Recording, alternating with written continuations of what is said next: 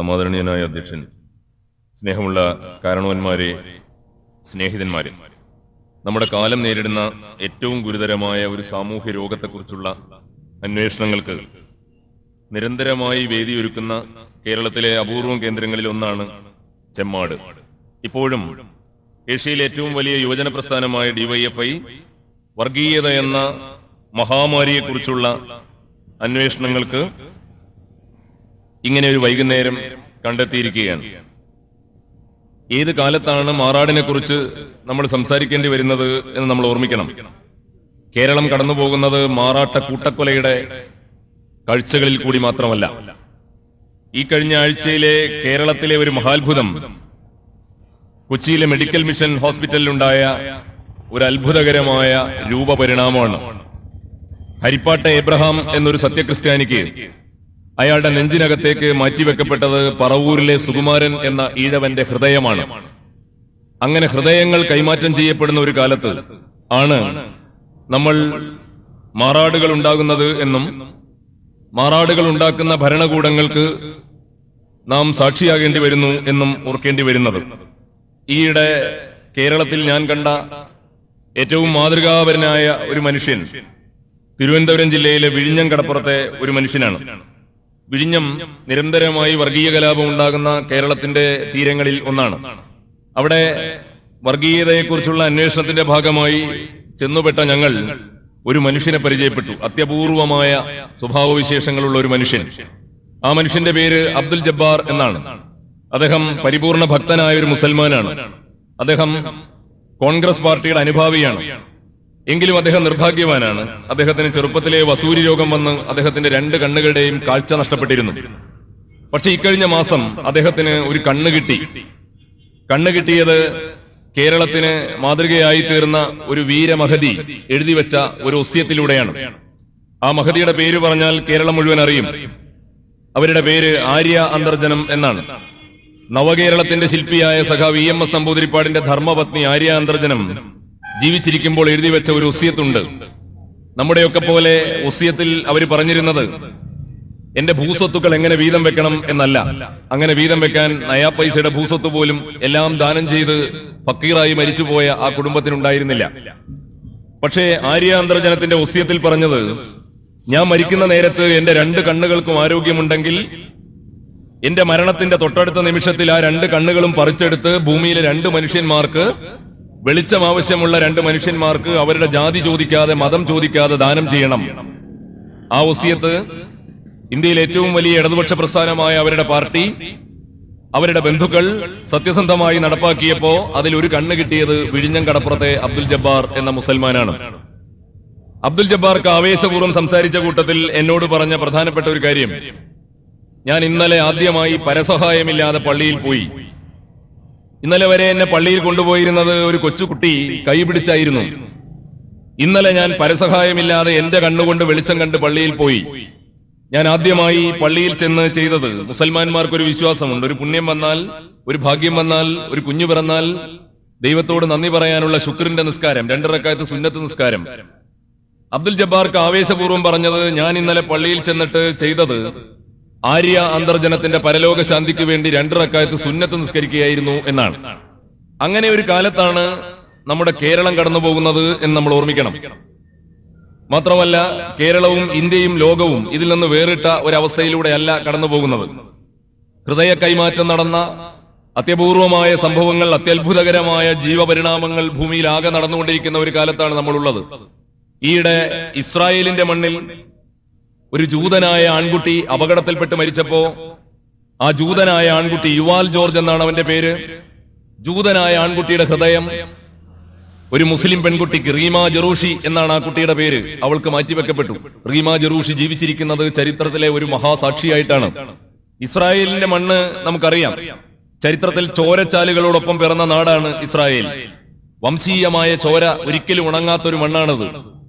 Arab വംശത്തിൽ പിറന്ന ഒരുത്തനെ കണ്ടാൽ ജൂത വംശത്തിൽ പിറന്ന ഒരുത്തൻ കൊല്ലുകയും ജൂതനെ കണ്ടാൽ മുസൽമാൻ കൊല്ലുകയും ഒക്കെ ചെയ്യുന്ന വംശീയ കലാപത്തിന്റെ ഒരു മണ്ണ്.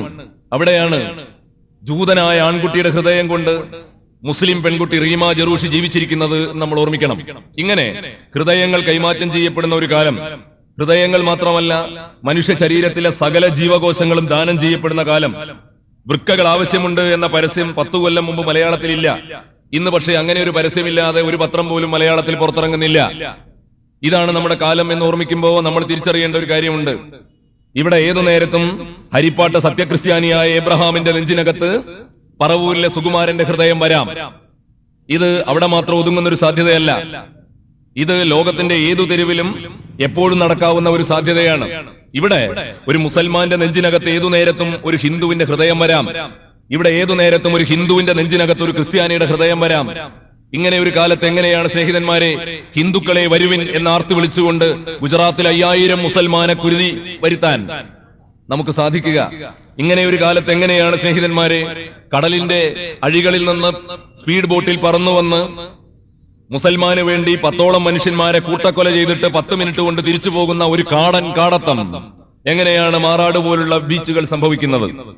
ഓർമ്മിക്കേണ്ട ഒരു കാര്യം, ഇവിടെ സമുദായം എന്ന വാക്കിന് അർത്ഥം നഷ്ടപ്പെട്ട ഒരു കാലത്താണ് നമ്മൾ ഉള്ളത്. പണ്ടിങ്ങനെ ആയിരുന്നില്ല. ഏതു ചരിത്രഘട്ടത്തെയാണ് നമ്മൾ പിന്നിട്ട് പോകുന്നത് എന്ന് ഓർമ്മിക്കണം. പണ്ടിവിടെ ഹിന്ദുവിന്റെ ചോര മുസൽമാന് ചേരാത്ത ഒരു ചരിത്രഘട്ടം ഉണ്ടായിരുന്നു. ആ ഘട്ടത്തെ പിന്നിട്ട് പോകുന്ന നമ്മളാണ്. മനുഷ്യന്റെ ശരീരത്തിലെ സകല ജീവകോശങ്ങളും ഭൂമിയിലെ എല്ലാ മനുഷ്യന്മാർക്കും പാകമാണ് എന്ന് തിരിച്ചറിയുന്നത്. അങ്ങനെ ഒരു കാലത്ത് സമുദായം എന്ന വാക്കിന് ഇനിയുള്ള കാലത്ത് എന്തർത്ഥമാണുള്ളത്?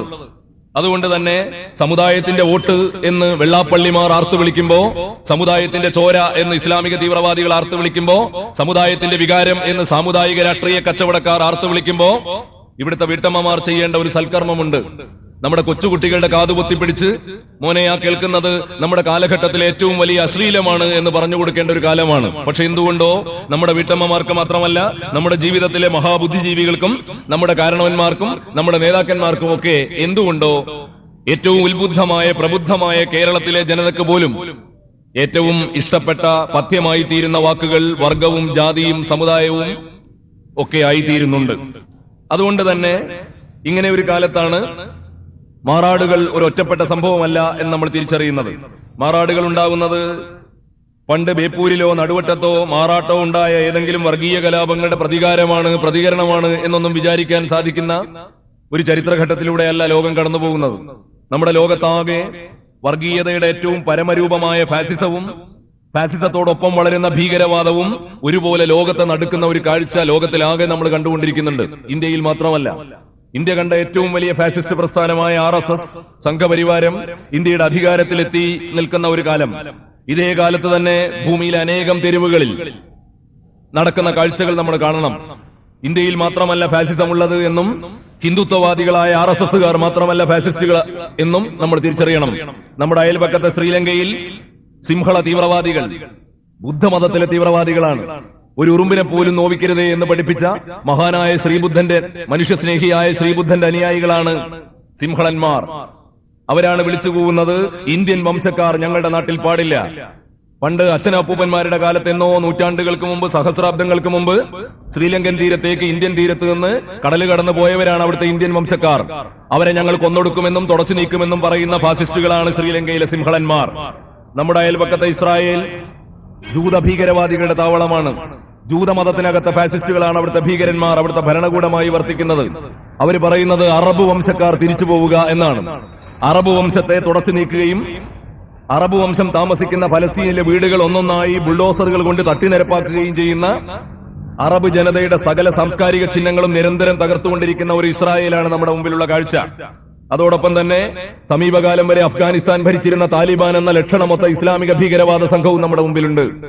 താലിബാൻ അധികാരത്തിൽ വന്ന് 48 മണിക്കൂർ കഴിയുന്നതിന് മുമ്പ് താലിബാന്റെ നേതാവ് മുല്ല മുഹമ്മദ് ഉമർ എന്ന ആത്മീയ നേതാവ് പറഞ്ഞത്, ഒറ്റ ഷിയ വംശത്തിൽ പിറന്ന മനുഷ്യനെയും ഞങ്ങൾ അഫ്ഗാനിസ്ഥാന്റെ മലമടക്കുകളിൽ ജീവിക്കാൻ അനുവദിക്കുകയില്ല എന്നാണ്. മുസ്ലിങ്ങൾക്കിടയിൽ ആഗോളതലത്തിൽ 2 വിഭാഗങ്ങളേ ഉള്ളൂ, സുന്നികളും ഷിയാക്കളും. അവർ തമ്മിലുള്ള തർക്കം ലോകാവസാനം വരെ ആർക്കും പരിഹരിക്കാനാവില്ല. പ്രവാചകനായ മുഹമ്മദ് നബി 10-14 നൂറ്റാണ്ടുകൾക്ക് മുമ്പ് മരിച്ചു കഴിഞ്ഞപ്പോ ആദ്യത്തെ ഖലീഫയാകേണ്ടിയിരുന്നത് എന്ന തർക്കത്തിലാണ് സുന്നികളും ഷിയാക്കളും ഉണ്ടായത്. ഒന്നാമത്തെ ഖലീഫയായി വന്ന വന്യവയോധികനായ അബൂബക്കർ സിദ്ദീഖ് ഖലീഫയായത് ശരിയാണ് എന്ന് ഇന്നും വാദിക്കുന്നവരാണ് സുന്നികൾ. അതല്ല, ബിലാൽ വീരനായ താരതമ്യേന യോദ്ധാവായ പ്രവാചകനുമായി രക്തബന്ധമുള്ള അലി ഇബ്നു അബീ താലിബ് ആയിരുന്നു ഒന്നാമത്തെ ഖലീഫയാകേണ്ടിയിരുന്നത് എന്ന പക്ഷക്കാരാണ് ഷിയത്ത് അലി എന്ന പേരിൽ നിന്നുണ്ടായ ഷിയാക്കൾ. അതുകൊണ്ട് മുസ്ലിങ്ങൾക്കിടയിൽ തന്നെയുള്ള ഒരു അവാന്തര വിഭാഗമായ ഷിയാക്കളെ തുടച്ചു നീക്കുമെന്നാണ് മുസ്ലിങ്ങൾക്കിടയിൽ നിന്ന് വന്ന ഫാസിസ്റ്റുകളായ താലിബാൻ അഫ്ഗാനിസ്ഥാനിൽ പറഞ്ഞത്. അത് പറയുക മാത്രമല്ല, നടപ്പാക്കുകയും ചെയ്തു. ഷിയാക്കൾ തിങ്ങിപ്പാർക്കുന്ന നഗരങ്ങളിൽ ബോംബ് വർഷിച്ചിട്ട് മയ്യത്തുകൾ കുന്നുകൂടി കിടന്നിട്ട് ആഴ്ചകളോളം വാഹന ഗതാഗതം നിലച്ചുപോയ അനുഭവങ്ങൾ പത്രവാർത്തകൾ ഉണ്ടായിരുന്നു. ഇപ്പോ ആംനസ്റ്റി അതൊരു പുസ്തകമായി പുറത്തിറക്കിയിട്ടുണ്ട്. അതുകൊണ്ട് ലോകത്തിന്റെ എല്ലാ തെരുവിലും വ്യത്യസ്തങ്ങളായ ദൈവങ്ങളുടെ മതങ്ങളുടെ പേരിൽ ഉറഞ്ഞുതുള്ളുന്ന ഫാസിസ്റ്റുകൾ ലോകത്തെ ആകെ നടുക്കുന്ന ഒരു കാലത്താണ് മാറാടുകൾ സംഭവിക്കുന്നത് എന്നാണ് ഞാൻ പറഞ്ഞത്. ലോകത്തിലെ ഒരു മാതൃകാ രാജ്യമാണ് ബ്രിട്ടൻ. ഒരു കാലത്ത് സാമ്രാജ്യത്വത്തിന്റെ നേതൃത്വത്തിൽ ആ രാജ്യമുണ്ടായിരുന്നു. എങ്കിലും പൗരാവകാശങ്ങൾക്കും ലോകസമാധാനത്തിനും വലിയ ഭീഷണിയൊന്നും ബ്രിട്ടൻ ഉയർത്തിയിരുന്നില്ല. പക്ഷേ അവിടെ ഈ കഴിഞ്ഞ 2 തെരഞ്ഞെടുപ്പുകളിൽ ഏറ്റവും വലിയ ഭൂരിപക്ഷത്തോടെ ഒറ്റക്കക്ഷിയായി അധികാരത്തിൽ വരാനിരിക്കുന്നത് BNP എന്ന പാർട്ടിയാണ്. പേരുകൊണ്ട് മാത്രമല്ല അത് BJP ആയി തീരുന്നത്. ബ്രിട്ടീഷ് നാഷണൽ പാർട്ടി എന്ന പാർട്ടി ലക്ഷണമൊത്ത വലതുപക്ഷ തീവ്രവാദ ഫാസിസ്റ്റ് കക്ഷിയാണ്. നിക് ഗ്രിഫിൻ എന്ന് പറയുന്ന BNPയുടെ നേതാവ് പ്രഖ്യാപിച്ചു കഴിഞ്ഞിരിക്കുന്നു, അടുത്ത തെരഞ്ഞെടുപ്പോടുകൂടി ബ്രിട്ടൻ ഫാസിസ്റ്റുകളായ BNPയുടെ കയ്യിൽ വരും. ബ്രിട്ടനിൽ മാത്രമല്ല, യൂറോപ്പിലെ അനേകം രാജ്യങ്ങളിൽ. ഫ്രാൻസിൽ ഈയിടെ നടന്ന തെരഞ്ഞെടുപ്പിൽ അധികാരത്തിന്റെ വക്കോളം എത്തിയ ഒരു ഭീകരനുണ്ട്. അദ്ദേഹത്തിന്റെ പേര് ലീപെൻ എന്നാണ്. ലീപെൻ അധികാരത്തിൽ വരും എന്ന് തീർച്ചയായിരിക്കുന്നു. തൽക്കാലം അദ്ദേഹത്തെ തടഞ്ഞു നിർത്താൻ അവിടുത്തെ ലെഫ്റ്റും ലിബറലുമായ മനുഷ്യന്മാർക്ക് സാധിച്ചിരിക്കുന്നു. പക്ഷെ അദ്ദേഹം വരും. ആരാണ് ലീപെൻ? ലീപെൻ എന്ന ഭീകരന്റെ പാർട്ടിയുടെ പേര് ഫ്രണ്ട് നാഷണൽ എന്നാണ്. ഫ്രണ്ട് നാഷണൽ എന്ന പേര് ഫ്രഞ്ച് ഭാഷയിലുള്ള ആ പേര് ഇംഗ്ലീഷിലേക്ക് വിവർത്തനം ചെയ്താൽ നാഷണൽ പാർട്ടി എന്ന് വരും. നാഷണൽ പാർട്ടി എന്ന പേരാണ് ചരിത്രത്തിലെ ഏറ്റവും വലിയ ഫാസിസ്റ്റ് പ്രസ്ഥാനമായ ഹിറ്റ്ലറുടെ പാർട്ടിയുടെ പേര് എന്ന് നമ്മൾ ഓർമ്മിക്കണം. അതുകൊണ്ട് ഇങ്ങനെ ബ്രിട്ടനിലും ഫ്രാൻസിലും ഇറ്റലിയിലെ ഡെപ്യൂട്ടി പ്രധാനമന്ത്രിയായി കഴിഞ്ഞ തെരഞ്ഞെടുപ്പിൽ ലക്ഷണമൊത്ത ഒരു ഫാസിസ്റ്റ് അധികാരത്തിൽ വന്നിരിക്കുന്നു. അവന്റെ പേര് നമുക്കറിയാം. ആ പാർട്ടിയുടെ പേര് അലയൻസ നാഷണല എന്നാണ്. ദേശീയ പാർട്ടി എന്ന് തന്നെയാണ് അതിന്റെയും അർത്ഥം.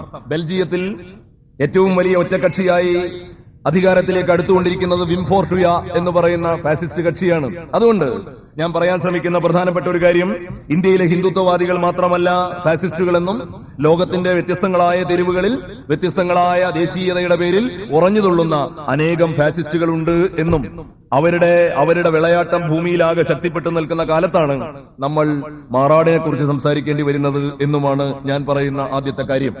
ലോകത്തെ നടക്കുന്നത് ഫാസിസം മാത്രമല്ല, ഫാസിസത്തെ ചൂണ്ടിക്കാണിച്ച് വളരുന്ന ഫാസിസ്റ്റ് ഭരണകൂടങ്ങളുടെ ഭരണകൂട ഭീകരതകളെ ചൂണ്ടിക്കാണിച്ച് വളരുന്ന ഭീകരവാദവും അതോടൊപ്പം വളരുന്നുണ്ട്. കഴിഞ്ഞ കൊല്ലം സെപ്റ്റംബർ 11 ലോകത്തിലെ ഏറ്റവും വലിയ ആയുധപ്പുരയായ പെന്റഗൺ തകർക്കാൻ ചെന്നത് ഉസാമ ബിൻ ലാദനും അൽ ഖായിദയുമാണെങ്കിൽ അതേ ഭീകരവാദ സംഘം ഏറ്റവും ഒടുവിൽ ആക്രമിക്കാൻ വന്നത് മുസ്ലിങ്ങളുടെ പുണ്യ നാടായ സൗദി അറേബ്യയുടെ തലസ്ഥാനമായ റിയാദിലാണ്.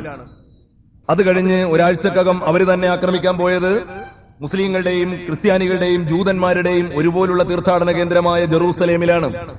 ഏറ്റവും ഒടുവിൽ അവരാക്രമിച്ചു നിൽക്കുന്നത് വടക്കേ ആഫ്രിക്കയിലെ ഈജിപ്ത് കഴിഞ്ഞാൽ ഏറ്റവും വലിയ ഇസ്ലാമിക രാജ്യമായ മൊറോക്കോയിലാണ്. എന്ന് പറഞ്ഞാൽ ഇസ്ലാമിക തീവ്രവാദം ഇസ്ലാമേതര രാജ്യങ്ങളിൽ മാത്രമല്ല ഇസ്ലാമിക രാജ്യങ്ങളെ പോലും നടുക്കിക്കൊണ്ട് ഏറ്റവും വലിയ ക്രമസമാധാന പ്രശ്നമുയർത്തി മുസ്ലിങ്ങൾ ഉൾപ്പെടെയുള്ള ലോകത്തിലെ ജനതയ്ക്ക് തന്നെ സമാധാനം കെടുത്തുന്ന ഒരു ഭീകരവാദം ലോകത്തിലാകെ വളർന്നു നിൽക്കുന്ന ഒരു കാലത്താണ് നമ്മൾ ഉള്ളത് എന്നാണ് ഞാൻ പറഞ്ഞു വന്നത്. ഇതിന്റെ ഭാഗമാണ് ഇന്ത്യ. ലോകത്തിന്റെ ഭാഗമായിട്ടല്ലാതെ ഇന്ത്യയെ വേറിട്ട് കാണാൻ നമുക്ക് സാധ്യമല്ല.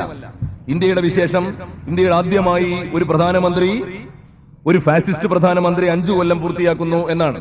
നമ്മുടെ നാട്ടിലെ കോൺഗ്രസ് പാർട്ടിയുടെ കാരണവന്മാർ പണ്ടേ പറഞ്ഞുകൊണ്ടിരുന്ന ഒരു ഊറ്റമുണ്ട്. അവർ പറഞ്ഞിരുന്നത് കോൺഗ്രസ് അല്ലാത്ത ഒരു പ്രധാനമന്ത്രിക്ക് ഇന്ത്യയിൽ 5 കൊല്ലം പൂർത്തിയാക്കാനാവില്ല. കോൺഗ്രസ് അല്ലാതെ നാട് ഭരിക്കാൻ ശ്രമിച്ച ഒരുപാട് പ്രധാനമന്ത്രിമാരുണ്ട്. അവരെയൊക്കെ മുന്നിൽ നിന്നും പിന്നിൽ നിന്നും കുത്തി പുറത്താക്കുകയും ചെയ്തത് ഇവർ തന്നെയാണ്. പക്ഷെ അപ്പോഴും പറഞ്ഞുകൊണ്ടിരുന്നു, ഞങ്ങളല്ലാതെ ആരും ഇന്ത്യ 5 കൊല്ലം തികച്ചു ഭരിക്കില്ല. പക്ഷെ ചരിത്രത്തിൽ ആദ്യമായി ഒരാൾ കോൺഗ്രസ് അല്ലാത്ത ഒരു പ്രധാനമന്ത്രി ഇന്ത്യയിൽ 5 കൊല്ലം പൂർത്തിയാക്കിയിരിക്കുന്ന ചരിത്രഘട്ടത്തിലാണ് മാറാട്. അത് പക്ഷേ കോൺഗ്രസുകാർക്ക് മാത്രമല്ല, ഇന്ത്യയിലെ 103 കോടി മനുഷ്യന്മാർക്ക് അഭിമാനകരമായ ഒരു നേട്ടമല്ല.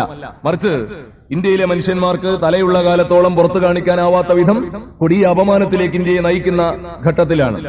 ലോകത്തിലെ ഏറ്റവും വലിയ ഫാസിസ്റ്റ് പ്രസ്ഥാനം, നമ്മൾ ഓർമ്മിക്കേണ്ട ഒരു കാര്യം, ലോകത്തിലെ ഏറ്റവും വലിയ ജനാധിപത്യ രാജ്യമാണ് ഇന്ത്യ. ലോകത്തിലെ ഏറ്റവും വലിയ ഫാസിസ്റ്റ് പ്രസ്ഥാനമാണ് RSS. ലോകത്തിന്റെ തെരുവുകളിൽ അനേകം ഫാസിസ്റ്റ് പ്രസ്ഥാനങ്ങളുണ്ട്. പക്ഷേ അക്കൂട്ടത്തിൽ ഞാനും നിങ്ങളും ജീവിച്ചിരിക്കുന്ന കാലത്ത് ഏതു മാനദണ്ഡം വെച്ചും ഏറ്റവും വലിയ ഫാസിസ്റ്റ് പ്രസ്ഥാനം RSS സംഘപരിവാരം തന്നെയാണ്. അതുകൊണ്ട് ലോകത്തിലെ ഏറ്റവും വലിയ ജനാധിപത്യ രാജ്യത്ത് ലോകത്തിലെ ഏറ്റവും വലിയ ഫാസിസ്റ്റ് പ്രസ്ഥാനം ജനാധിപത്യത്തിന്റെ പഴുതിലൂടെ അധികാരത്തിൽ വന്നിരിക്കുന്നു. മാത്രമല്ല മറ്റെവിടെയും ഇല്ലാത്തൊരു പ്രത്യേകത ഇന്ത്യയിലുണ്ട്. അത് ഇന്ത്യയിലെ ഏറ്റവും വലിയ മതന്യൂനപക്ഷങ്ങളെയാണ് ഏറ്റവും ഭീകരമായ വംശഹത്യക്കിരയാക്കിയ ഗുജറാത്തുകൾ സംഭവിക്കുന്നത്. ലോകത്തിന്റെ ഫാസിസത്തിന്റെ ചരിത്രത്തിൽ പലപ്പോഴും കൊച്ചു കൊച്ചു ന്യൂനപക്ഷങ്ങളെ കൊന്നൊടുക്കിയിട്ടാണ്. ഹിറ്റ്ലർ അങ്ങനെയാണ് ചെയ്തത്. ഹിറ്റ്ലർ പറഞ്ഞത് ആഭ്യന്തര ശത്രുക്കൾ ജർമ്മനിയുടെ ആഭ്യന്തര ശത്രുക്കൾ 1 ജൂതനാണ്, 2 കത്തോലിക്കനാണ്, 3 കമ്മ്യൂണിസ്റ്റുകാരനാണ് എന്ന് പറഞ്ഞെങ്കിലും ചെറിയ ചെറിയ ശത്രുക്കളായ കമ്മ്യൂണിസ്റ്റുകാരെ കൊന്നിട്ടാണ് തുടങ്ങിയത്, കത്തോലിക്കരെ കൊന്നിട്ടാണ് തുടങ്ങിയത്, ജൂതന്മാരെ ഒടുവിലാണ് കൈ എത്തിപ്പിടിച്ചത്. ഇന്ത്യയിൽ അങ്ങനെയല്ല. ഇന്ത്യയിൽ ഏറ്റവും ഭീകരമായ, ചരിത്രത്തിൽ ഏറ്റവും വലിയ വംശഹത്യക്കിരയായത് ഇന്ത്യയിൽ ഏറ്റവും വലിയ മതന്യൂനപക്ഷമായ മുസ്ലിങ്ങളാണ്. മാത്രമല്ല ഗുജറാത്തിൽ എന്ത് സംഭവിച്ചു എന്നതിലേക്ക് ഞാൻ കടക്കേണ്ടതില്ല. കാരണം 10-20 കൊല്ലം മുമ്പ് ഡിവൈഎഫ്ഐ ഉൾപ്പെടെയുള്ള ഇന്ത്യയിലെ ഇടതുപക്ഷ പ്രസ്ഥാനങ്ങൾ ഫാസിസത്തിന്റെ കുളമ്പടി ഒച്ചകൾ ഇന്ത്യയിലേക്ക്, ഭരണകൂടത്തിലേക്ക് വന്നുകൊണ്ടിരിക്കുന്നു എന്ന് പറഞ്ഞ നേരത്ത് ഇന്ത്യയിൽ പലരും ചോദിച്ചൊരു ചോദ്യമുണ്ട്, കളിയാക്കി ചോദിച്ച ചോദ്യം, ഏത് ഫാസിസം? 1922 ഇറ്റലിയിൽ വന്നത്, 33 ജർമ്മനിയിൽ വന്നത്, ഇന്ത്യയിൽ വരാനോ എന്നൊക്കെ ചോദിച്ചവരുണ്ട്. പക്ഷെ ഇന്ന് മനസാക്ഷിയുള്ള ഒരു മനുഷ്യനും കണ്ണും കാതുമുള്ള ഒരു മനുഷ്യനും ഇനി ഇന്ത്യയിൽ ഫാസിസം വരുമോ എന്ന് ചോദിക്കില്ല. കാരണം ഗുജറാത്തുകൾ നമ്മൾ കണ്ടു കഴിഞ്ഞു. ഗുജറാത്ത് നമ്മൾ കണ്ടല്ല അറിഞ്ഞത്, കൊണ്ടാണ് അറിഞ്ഞത്. അക്ഷരാർത്ഥത്തിൽ ഫാസിസം എന്താണെന്ന് നമ്മുടെ നെഞ്ചിൽ ആഴത്തിൽ കൊണ്ടുകഴിഞ്ഞ ഒരു കാലത്താണ്. ഏറ്റവും ഒടുവിലെ കണക്ക് ഗുജറാത്തിൽ 5000 മുസൽമാൻ കൊല്ലപ്പെട്ടു എന്നാണ്. LK അദ്വാനി പാർലമെന്റിൽ പറഞ്ഞ കണക്ക് 891 എന്ന് പറഞ്ഞാൽ 1000 തികഞ്ഞിട്ടില്ല. അത്രയും മുസൽമാനെ കൊന്നിട്ടുള്ളൂ എന്നാണ് അദ്ദേഹം പറഞ്ഞത്. കമ്മ്യൂണലിസം കോമ്പാറ്റ് പോലുള്ള മനുഷ്യാവകാശ പ്രസ്ഥാനങ്ങൾ കലാപകാലത്ത് പറഞ്ഞത് 2000 പേരെയാണ് കൊന്നത് എന്നാണ്. പക്ഷേ സെമിനാർ എന്ന മാസിക ഏറ്റവും ഒടുവിൽ ഗുജറാത്തിലെ 24 ജില്ലകളിലും ചെന്ന് നടത്തിയ അന്വേഷണം തെളിയിക്കുന്നത് 5000-ഓളം മുസൽമാനെ കൊന്നിരിക്കുന്നു എന്നാണ്. 12471 മുസ്ലിം വീടുകൾ തകർക്കപ്പെട്ടിരിക്കുന്നു എന്നാണ്. 10276 മുസൽമാന്റെ കടകൾ തെരഞ്ഞുപിടിച്ച് തകർത്തിരിക്കുന്നു എന്നാണ്. 4318 വാഹനങ്ങൾ കത്തിച്ചിരിക്കുന്നു എന്നാണ്. 231 ആരാധനാലയങ്ങൾ, 116 ദർഗാ ശരീഫുകൾ ഉൾപ്പെടെ തകർത്തിരിക്കുന്നു എന്നാണ്. എന്തിനാണ് ഗുജറാത്തിൽ ഈ പൈശാചികമായ കൂട്ടക്കൊല അരങ്ങേറിയത്? ഒറ്റക്കുറ്റത്തിനാണ്. മുസൽമാനായി പിറന്ന ഒരു ഒറ്റക്കുറ്റത്തിന് മനുഷ്യരായ മനുഷ്യന്മാരെ ജനിച്ചുപോയി എന്ന കുറ്റത്തിന് കൂട്ടക്കൊല ചെയ്യുന്ന ഒരു കാടൻ മനസ്സിന്റെ പേരാണ് ഫാസിസം എന്ന് ഇന്ന് ഇന്ത്യക്കാരൻ അറിയുന്നു. മാത്രമല്ല ഗുജറാത്തിൽ നടന്ന കൂട്ടക്കൊലയേക്കാളും ഭീകരമാണ് ആ നഗ്നമായ കൂട്ടക്കൊലയുടെ പിറ്റേന്ന് അവിടെ നടന്ന തെരഞ്ഞെടുപ്പിന്റെ ഫലം. നിങ്ങൾ ഓർമ്മിക്കണം, നഗ്നമായി നടന്ന ഈ കൂട്ടക്കൊലയുടെ പിറ്റേന്ന് നടന്ന തെരഞ്ഞെടുപ്പിൽ 2/3 ഭൂരിപക്ഷത്തിൽ അക്രമികൾ അധികാരത്തിൽ വന്നിരിക്കുന്നു എന്ന് പറഞ്ഞാൽ ഫാസിസം വിതച്ചാൽ ജനാധിപത്യമായി കൊയ്തെടുക്കാം എന്ന പാഠമാണ് ഗുജറാത്തുകൾ ഇന്ത്യക്കാരന് നൽകുന്നത്. അതുകൊണ്ട് തന്നെ ഗുജറാത്തുകൾ ഇന്ത്യയിലാകെ ആവർത്തിക്കുമെന്നും അതിനാവശ്യമായ ആസൂത്രണങ്ങൾ ഘട്ടം ഘട്ടമായി ഞങ്ങൾ ഇന്ത്യയിലെ എല്ലാ സംസ്ഥാനങ്ങളിലും നടപ്പാക്കിക്കൊണ്ടിരിക്കുന്നുവെന്നും കേരളം പോലും അതിന് അപവാദമല്ല എന്നും ഉള്ള വാർത്തകൾ നിരന്തരമായി കണ്ടുകൊണ്ടിരിക്കുന്ന ഒരു കാലത്താണ് മാറാടുകൾ സംഭവിക്കുന്നത് എന്നാണ് ഞാൻ സൂചിപ്പിക്കുന്നത്. അതുകൊണ്ട് ഇങ്ങനെ ഒരു കാലത്ത് ഫാസിസം ഇന്ത്യയിൽ അക്ഷരാർത്ഥത്തിൽ ഇന്ത്യക്കാരനെ ബോധ്യപ്പെടുത്തി നിൽക്കുന്ന ഒരു കാലം മാത്രമല്ല, ഫാസിസത്തോടൊപ്പം ഭീകരവാദം ഇന്ത്യൻ ജനാധിപത്യത്തിന്റെ ശ്രീകോവിലുകളിൽ വന്ന് തറച്ചു നിന്ന ഒരു കാലം. പണ്ട് ഇന്ത്യയിൽ ഭീകരവാദമുണ്ട്. കാശ്മീരിലുണ്ട്, ആസാമിലുണ്ട്, പഞ്ചാബിലുണ്ട്, ഗൂർഖാലാൻഡിലുണ്ട്. പക്ഷെ ഇന്ന് വന്നു നിൽക്കുന്നത് ജനാധിപത്യത്തിന്റെ ശ്രീകോവിലാണ്, മലമടക്കുകളിലല്ല, ഗറില്ല പോരുകളല്ല. ഇന്ത്യൻ പാർലമെന്റ് മന്ദിരം തകർക്കപ്പെട്ട ഒരു കാലം ചരിത്രത്തിൽ ഒരിക്കലും ഉണ്ടായിട്ടില്ല. ഒറീസയിലെ അസംബ്ലി മന്ദിരം തകർക്കപ്പെട്ടു എന്ന് പറഞ്ഞാൽ നാട്ടിൻപുറങ്ങളിലെ മലമേടുകളിലെ ഒളിത്താവളങ്ങളിൽ നിന്ന് ഭീകരവാദികൾ നഗ്നമായി രംഗത്ത് വന്ന് നമ്മുടെ ജനാധിപത്യത്തിന്റെ ശ്രീകോവിലുകൾ പട്ടാപ്പകൽ തകർക്കുന്ന ഒരു കാഴ്ചയിലേക്ക് ഇന്ത്യ വളർന്നുകൊണ്ടിരിക്കുന്ന കാലത്താണ് മാറാടുകൾ സംഭവിക്കുന്നത് എന്ന് നമ്മൾ ഓർമ്മിക്കണം. ഏറ്റവും ഒടുവിൽ കാശ്മീരിലെ പണ്ഡിറ്റുകളെ 24 പണ്ഡിറ്റുകൾ കൂട്ടക്കൊല ചെയ്യപ്പെട്ട അനുഭവം ഏറ്റവും ഒടുവിൽ നമ്മുടെ മുമ്പിലുണ്ട്. ഈ സമയത്താണ്, ഈ ലോകത്തിന്റെ ഭാഗമായിട്ടാണ്, ഇങ്ങനെ ഒരു ഇന്ത്യയുടെ ഭാഗമായിട്ടാണ് നമ്മൾ കേരളത്തെ കാണേണ്ടത്. കേരളത്തിൽ ആരാണ് മാറാടുകൾ ഉണ്ടാക്കുന്നത്? തീർച്ചയായും ഭരണകൂടമാണ്. ഈ ഭരണകൂടം എങ്ങോട്ടാണ് കേരളത്തെ കൊണ്ടുപോകുന്നത് എന്ന് നമുക്കറിയാം. ആന്റണി അധികാരത്തിൽ വന്നാൽ സംഭവിക്കാനിരിക്കുന്ന ദുരിതങ്ങളെക്കുറിച്ച് മലയാളിക്ക് നേരത്തെ ധാരണയുണ്ട്. ആന്റണി അധികാരത്തിൽ വന്നിട്ട് ആദ്യം പറഞ്ഞത് മുണ്ടു മുറുക്കി ഉടുക്കാനാണ്. മലയാളി മുണ്ടു മുറുക്കി ഉടുക്കാൻ തയ്യാറാണ്. ഇനി ഒരു 3 കൊല്ലം അത് വേണ്ടിവരുമെന്ന് മലയാളിക്ക് അറിയാം. പക്ഷേ പ്രധാനപ്പെട്ട ഒരു കാര്യമുണ്ട്. മുണ്ടു മുറുക്കി ഉടുത്ത് മുറുക്കി അവസാനം ഉടുത്തിരിക്കുന്ന മുണ്ടിന്റെ അറ്റത്ത് മലയാളി കെട്ടിത്തൂങ്ങി ചാവാൻ തുടങ്ങി. അങ്ങനെ ലോകത്തിലെ ഏറ്റവും കൂടുതൽ കൂട്ടാത്മഹത്യകൾ, കുടുംബാത്മഹത്യകൾ, പട്ടിണി മരണങ്ങൾ, അങ്ങനെ ഒരു സംസ്ഥാനമായി കേരളം മാറി. അപ്പോ നമ്മുടെ മുഖ്യമന്ത്രി ഊറ്റം കൊണ്ടത് ലോകത്തിലെ ഏറ്റവും കൂടുതൽ ആത്മഹത്യകൾ നടക്കുന്ന സംസ്ഥാനമായി എന്റെ കേരളത്തെ ഞാൻ മാറ്റിയിരിക്കുന്നു എന്നാണ്. പക്ഷേ ഞങ്ങൾക്ക് മാറാടിനെ മുൻനിർത്തി മാറാളുകൾ ഉണ്ടാക്കുന്ന ഒരു ഭരണകൂടത്തെ വിചാരണ ചെയ്യുമ്പോൾ ഡിവൈഎഫ്ഐ ഉൾപ്പെടെയുള്ള പ്രസ്ഥാനങ്ങൾക്ക്, ഇന്ത്യയിലെ ഇടതുപക്ഷ സാംസ്കാരിക പ്രവർത്തകന്മാർക്ക്, വർഗീയതയോട് വിട്ടുവീഴ്ചയില്ലാതെ പൊരുതുന്നവർക്ക് ആന്റണിക്കെതിരായി ഉന്നയിക്കാനുള്ള ചാർജ് ഷീറ്റ് അതല്ല. അദ്ദേഹം പട്ടിണി മരണങ്ങൾ വിതച്ചുകൊള്ളട്ടെ, അദ്ദേഹത്തിന് സാധ്യമായത് അദ്ദേഹം ചെയ്യട്ടെ. പക്ഷെ മലയാളി മരിക്കാൻ ഒരുക്കമാകുമ്പോഴും മലയാളിയെ മലയാളിയായി മരിക്കാനുള്ള സാഹചര്യം അദ്ദേഹം നഷ്ടപ്പെടുത്തുന്നുണ്ട്.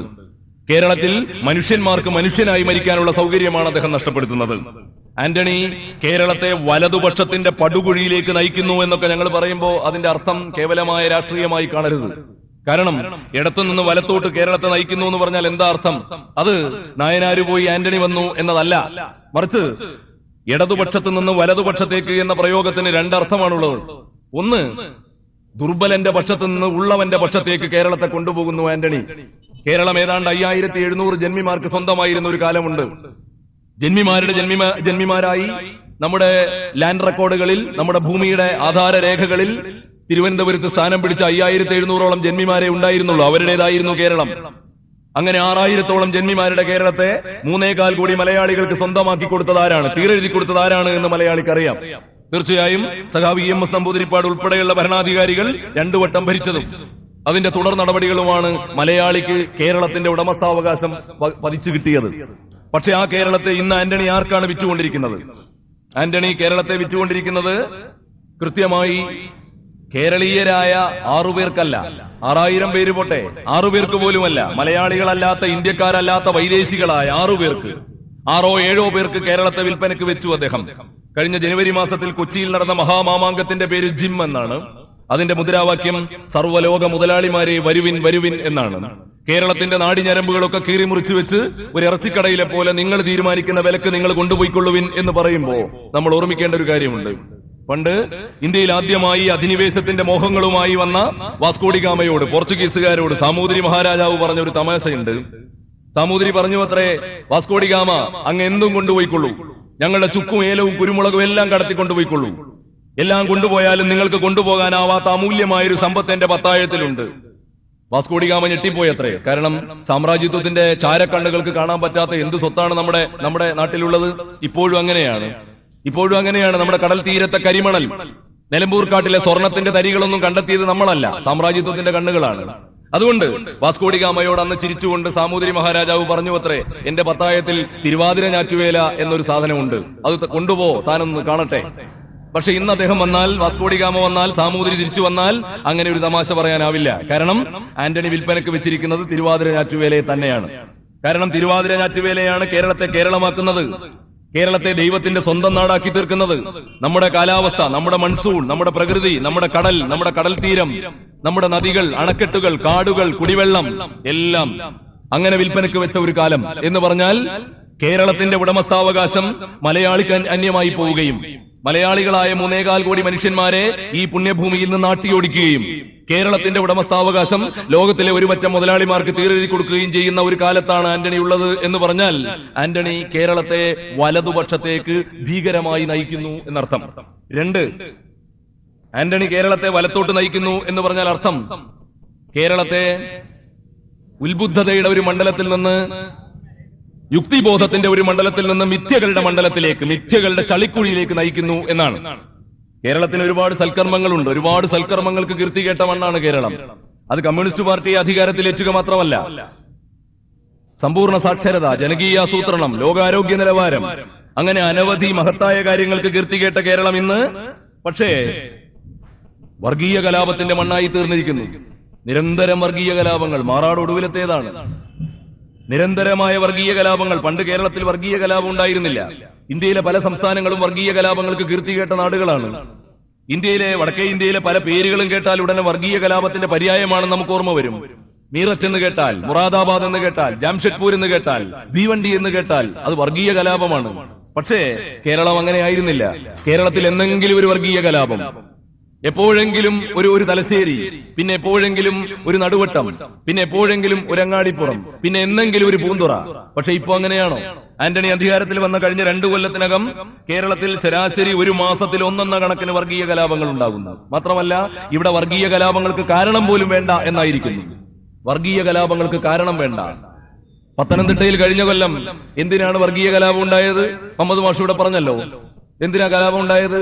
പത്തനംതിട്ട നഗരത്തോട് ചേർന്നുള്ള ഒരു മൈതാനത്ത് ക്രിക്കറ്റ് കളിച്ചുകൊണ്ടിരുന്ന കൊച്ചുകുട്ടികൾ, ഒരു കുട്ടി ഒരു സിക്സർ അടിച്ചപ്പോ ആ പന്ത് ചെന്നുകൊണ്ട് ഒരു കടയുടെ ചില്ല് പൊട്ടുന്നു.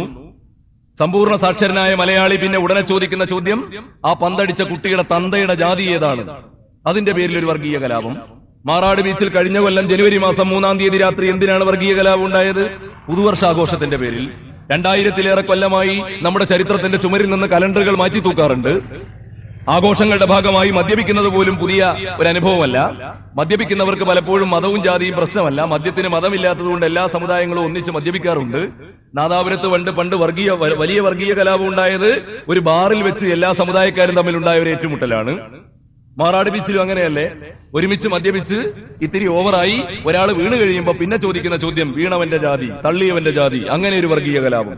ഒറ്റ രാത്രി കൊണ്ട് 5 മനുഷ്യന്മാർ അറുകൊല ചെയ്യപ്പെട്ടു. 94 വീടുകൾ കത്തിയാളിപ്പോയി.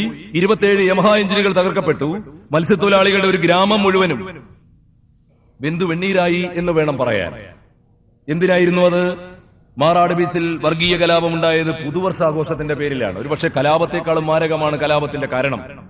പിന്നീട് നടന്നതോ വർഗീയ കലാപങ്ങളുടെ തുടർച്ചയായി നടക്കുന്ന ദുരിതാശ്വാസ പ്രവർത്തനങ്ങൾ 1000 വർഗീയ കലാപങ്ങൾക്ക് വഴിമരുന്നിടുന്ന കാഴ്ച ഈ കേരളത്തിലാണ് നമ്മൾ കണ്ടത്. ആന്റണിയാണ് അത് സമ്മാനിച്ചത്.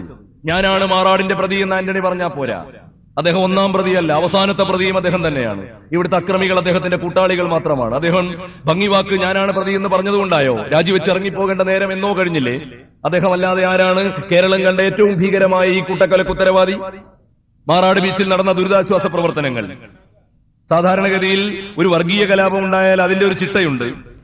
സർക്കാരാണ് ദുരിതാശ്വാസ പ്രവർത്തനം നടത്തേണ്ടത്. ജില്ലാ കലക്ടർ ചെയർമാനും തഹസിൽദാർ കൺവീനറുമായിട്ടുള്ള ക്യാമ്പ് തുടങ്ങണം. ആന്റണിയുടെ ഗവൺമെന്റ് അത് ചെയ്തില്ല. ആന്റണി അന്ന് മാറാട്ടേക്ക് തിരിഞ്ഞു നോക്കിയത് 3.5 മാസം കഴിഞ്ഞിട്ടാണ്. അദ്ദേഹത്തിന്റെ 2 മന്ത്രിമാർ ചെന്നിട്ട് 2 ക്യാമ്പ്. ആര് തമ്മിലാണോ ഏറ്റുമുട്ടിയത് ആ 2 വർഗീയവാദികൾക്കും 2 ദുരിതാശ്വാസ ക്യാമ്പുകൾ വീതം വെച്ചു കൊടുത്തു. അമ്പലമുറ്റത്ത് അരയ സമാജത്തിന്റെ ക്യാമ്പ് തുടങ്ങി. അരയ സമാജം എന്ന് പറയുന്നത് മാറാട്ട് പോയിട്ടുള്ളവർക്കറിയാം, RSSന്റെ ഒരു ശാഖയുടെ പേരാണത്. അവിടെ ഹിന്ദുവിന്റെ ക്യാമ്പ്, കലാപത്തിൽ പരിക്കുപറ്റിയ ഹിന്ദുവിന്റെ ക്യാമ്പ് അവിടെ. അപ്പുറത്ത് മഹല്ല് കമ്മിറ്റി ഇസ്ലാമിന്റെ ക്യാമ്പ് തുടങ്ങി മദ്രസയിൽ വെച്ച്. ആ 2 ക്യാമ്പിലേക്കും സർക്കാരിന്റെ സഹായങ്ങൾ വീതം വെച്ചു കൊടുത്തു. കേരളത്തിൽ ആകെ നടന്ന് 2 വർഗീയവാദികളും പിരിച്ചു. ഹിന്ദു വർഗീയവാദികൾ മാറാട്ട ഹിന്ദുവിനെ രക്ഷിക്കാൻ പിരിച്ചു. മുസ്ലിം വർഗീയവാദികൾ മാറാട്ട മാപ്പിളക്ക് വേണ്ടി പിരിച്ചു. 2 കൂട്ടരും ഭക്ഷണ സാധനങ്ങൾ വിതരണം ചെയ്തത് പോലും വർഗീയമായിട്ടാണ്. മീൻ മാത്രം തിന്നു ശീലമുള്ള മാറാട്ട അരയന്റെ ക്യാമ്പിൽ വെജിറ്റേറിയൻ ഓൺലി എന്ന ബോർഡ് വന്നതെന്നാണ്. മീൻ കൊണ്ട് തന്നെ ചോറും, മീൻ കൊണ്ട് ചാറും, മീൻ കൊണ്ട് ഉപ്പേരിയും, മീൻ കൊണ്ട് അച്ചാറും തിന്ന് ശീലമുള്ള, അതല്ലാതെ ഒന്നും തിന്നാനില്ലാത്ത പാവങ്ങൾക്കാണ് വെജിറ്റേറിയൻ, പുല്ല് തിന്നാ മതി എന്ന് RSS തീരുമാനിച്ചത്. അങ്ങനെ ഒരു ക്യാമ്പ്. അപ്പുറത്തതിന്റെ പ്രതികാരം മാപ്പിള മത്തിയും മാപ്പിളപ്പൂളയും നിരന്തരമായി ഉണ്ടാക്കിയ ഇസ്ലാമിന്റെ ക്യാമ്പ്. ഞാൻ ചോദിക്കട്ടെ, അന്ന് ഇടതുപക്ഷക്കാർ കമ്മ്യൂണിസ്റ്റുകാർ പ്രതികരിച്ചത് ആദ്യം വാക്കുകൾ കൊണ്ട് പ്രതിഷേധിച്ചു, എഴുതി കൊടുത്തു, പരാതിപ്പെട്ടു. കേൾക്കാൻ ആളില്ല എന്ന് കണ്ടപ്പോൾ ക്രിയാത്മകമായി പ്രതികരിച്ചു. 2 ക്യാമ്പുകൾ അവിടെ തുടങ്ങിയില്ലേ? ബേപ്പൂർ പഞ്ചായത്തിന്റെ മുൻ പ്രസിഡന്റ് സഖാവ് ലീലേഴ്ത്തിയുടെ വീട്ടുമുറ്റമാകെ ഒരു ക്യാമ്പായിട്ട് മാറി. CPIMന്റെ കോഴിക്കോട് ജില്ലാ കമ്മിറ്റി അംഗം സഖാവ് KV ശിവദാസന്റെ വീട്ടുവളപ്പ് മറ്റൊരു ക്യാമ്പായിട്ട് മാറി. ആ ക്യാമ്പുകൾ അതിമനോഹരമായിട്ടാണ് ഡിസൈൻ ചെയ്യപ്പെട്ടത്.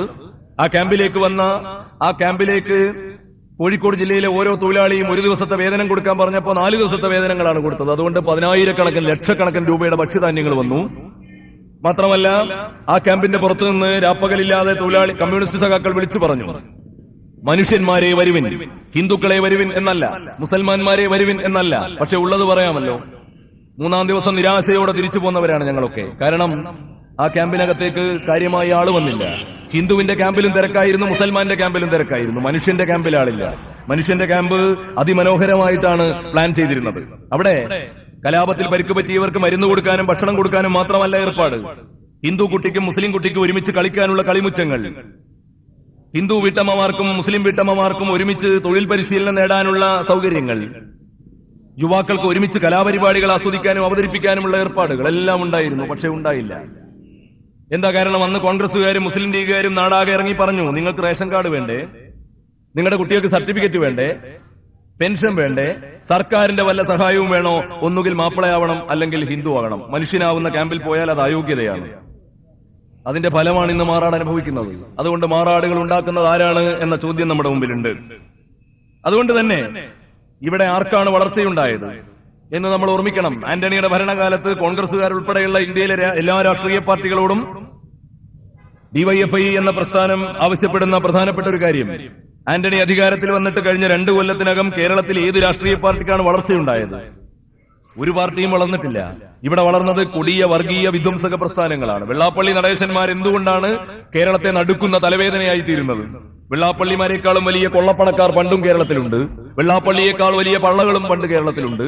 പക്ഷെ എന്താണ് കേരളീയനെ നടുക്കുന്ന ഒരു വലിയ വെല്ലുവിളിയായി വെള്ളാപ്പള്ളിമാർ മാറുന്നത്? ആരാണ് വെള്ളാപ്പള്ളിമാരുടെ തട്ടകത്തിലേക്ക് കേരളത്തിലെ ഏതു രാഷ്ട്രീയ പാർട്ടികളിൽ നിന്നൊക്കെയാണ് ഒഴുകുന്നത്? ഒക്കെ പരിശോധിക്കേണ്ടതാണ്. മാത്രമല്ല, RSSന്റെ ഒരു കണക്ക് നിങ്ങൾ കണ്ടു, ഞാനും കണ്ടു. RSSന്റെ ഒരു ലഘുലേഖ, സംഘത്തിന്റെ വളർച്ച. തീർച്ചയായും കാണാത്തവർക്ക് കാണാനിടയുണ്ടാകും. അവര് കേരളമാകെ വിതരണം ചെയ്യുന്നുണ്ടത്. സംഘത്തിന്റെ വളർച്ച എന്ന് പറയുന്നത് ഗുജറാത്ത് കലാപത്തിന് ശേഷം ഇന്ത്യയിലാകെ RSSന്റെ ശാഖകൾക്കുണ്ടായ വളർച്ചയാണ്. ഇന്ത്യയിലെ ഓരോ സംസ്ഥാനത്തുമുള്ള ശാഖകളുടെ എണ്ണം, കേരളത്തിലെ ഓരോ ജില്ലയിലുമുള്ള ശാഖകളുടെ എണ്ണം ഒക്കെ കൃത്യമായിട്ട് പറയുന്നുണ്ട്. 54,000 ശാഖകളാണ് അത്ര ഇന്ത്യയിലുള്ളത്. അതിൽ ഏറ്റവും കൂടുതൽ ശാഖകൾ ഉള്ളത് ഉത്തർപ്രദേശിലാണ്. ആ കണക്കുകളൊക്കെ വേണമെങ്കിൽ നമുക്ക് അവഗണിക്കാം, കാരണം നമ്മൾ കേരളീയരാണ്. പക്ഷേ രണ്ടാമത്തെ കണക്ക് കാണുമ്പോൾ ഞെട്ടാത്തവന്റെ പേര് മലയാളി എന്നല്ല, മനുഷ്യനെന്നല്ല. കാരണം കേരളത്തിൽ ഏറ്റവും RSSന് ഇന്ത്യയിൽ ഏറ്റവും കൂടുതൽ ശാഖകളുള്ള 2ാമത്തെ സംസ്ഥാനം ഈ കൊച്ചു കേരളമാണെന്ന് പറയുന്നത്. 3603 ശാഖകളാണ് അത്രേ കേരളത്തിൽ അവർക്കുള്ളത്. എന്ന് പറഞ്ഞാൽ ഓർമ്മിക്കേണ്ട ഒരു കാര്യമുണ്ട്, കേരളത്തിൽ 1000 പഞ്ചായത്തുകൾ തികച്ചില്ല. ഒരു പഞ്ചായത്തിന് ശരാശരി 4 എന്ന കണക്കിന് RSSന്റെ ശാഖകൾ അങ്ങനെ പട്ടിപ്പറ്റത്തെ പോലെ പെറ്റുകൂട്ടുന്നത് ഈ പുണ്യഭൂമിയിലാണെന്ന് നമ്മൾ ഓർമ്മിക്കണം. എന്താണ് ഈ കേരളീയൻ ചെയ്ത തെറ്റ്?